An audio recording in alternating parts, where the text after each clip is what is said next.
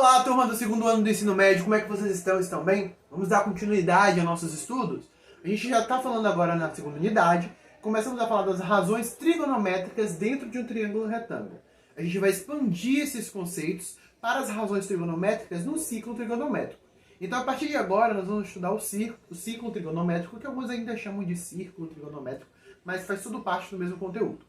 Para a gente começar a nossa aula, é importante que a gente tenha em mente o que é um arco e o ângulo associado a esse arco.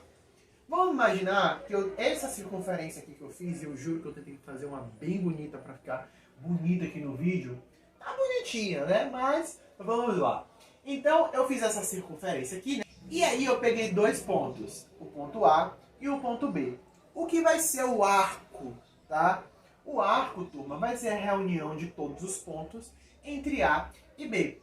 E associado a esse arco, nós vamos ter um ângulo, tá? Então aqui eu tenho um ângulo alfa. Então a reunião entre A e B forma o que a gente chama de arco.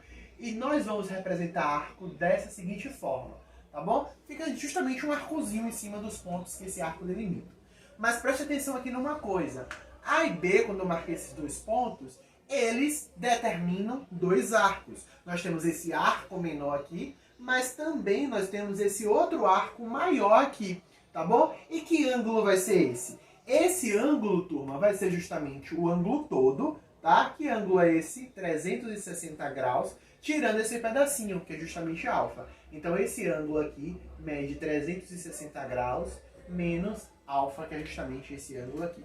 Então pode se formar dois arcos. Turma, é interessante observar que os pesquisadores da antiguidade, eles observaram várias razões, várias constâncias para os triângulos.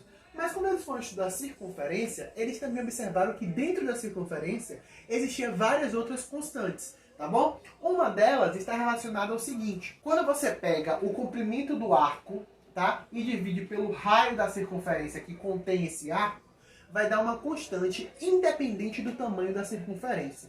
Então observe aqui, ó, eu tenho duas circunferências. Eu tenho essa menorzinha aqui de dentro e tenho essa grande aqui fora.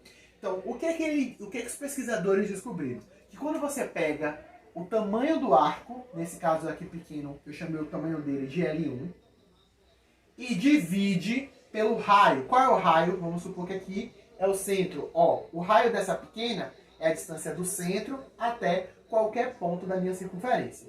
Então, por exemplo, o raio OA1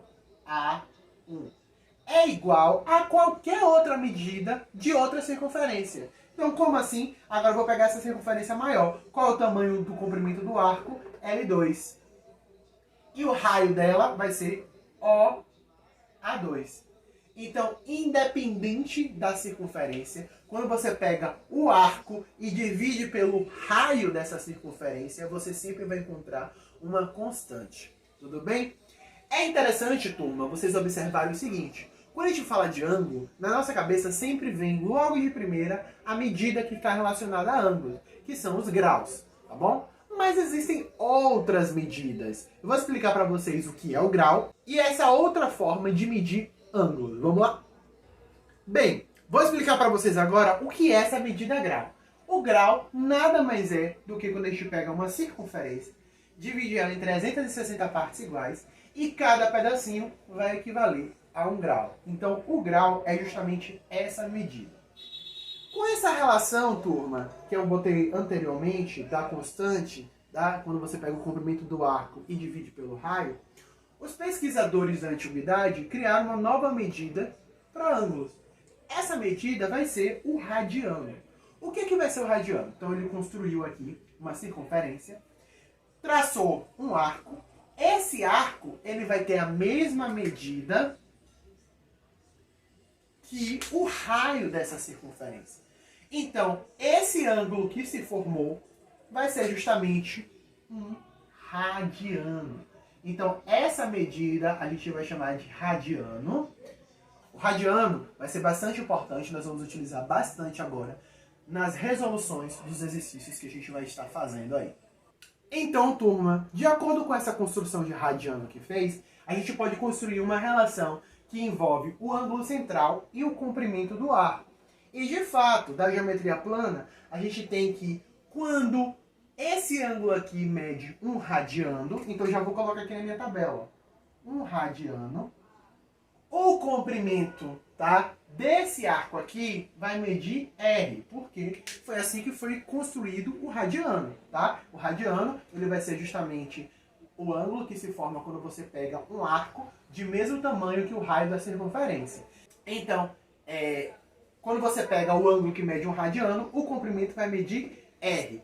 Portanto, se eu pego um múltiplo desse ângulo, se eu pego, por exemplo, 2 vezes o radiano, a medida desse comprimento de arco também vai obedecer esse múltiplo, vai valer 2 vezes.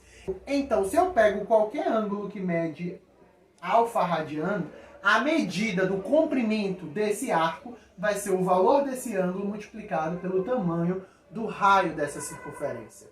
Partindo dessa relação, a gente pode escrever que o ângulo ele vai ser igual à medida do arco dividido pelo raio dessa circunferência, tá bom? Essa relação aqui, ó, ela vai ser muito importante pra gente. Eu desenhei uma circunferência aqui.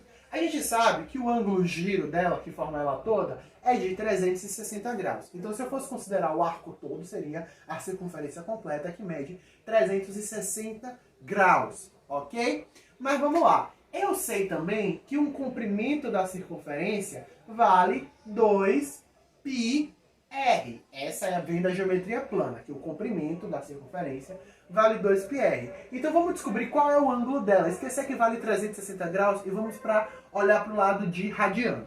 Então, utilizando essa relação que a gente encontrou, o ângulo vai ser a medida do arco dividido pelo raio, tá bom?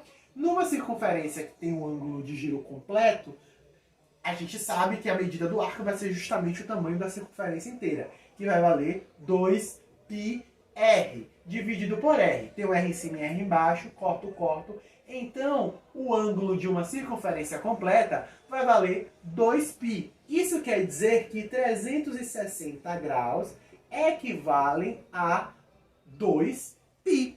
Então, a gente já conseguiu criar uma relação para essas medidas. Vamos lá, a gente já conseguiu construir uma relação que envolve grau e radiano. Então, 360 graus equivalem a 2π. Com isso, a gente consegue escrever qualquer ângulo em notação de graus ou em notação de radiano. Como assim, professor? Ora, 360 equivale a 2π. Se eu quisesse representar 180 em radiano, como seria?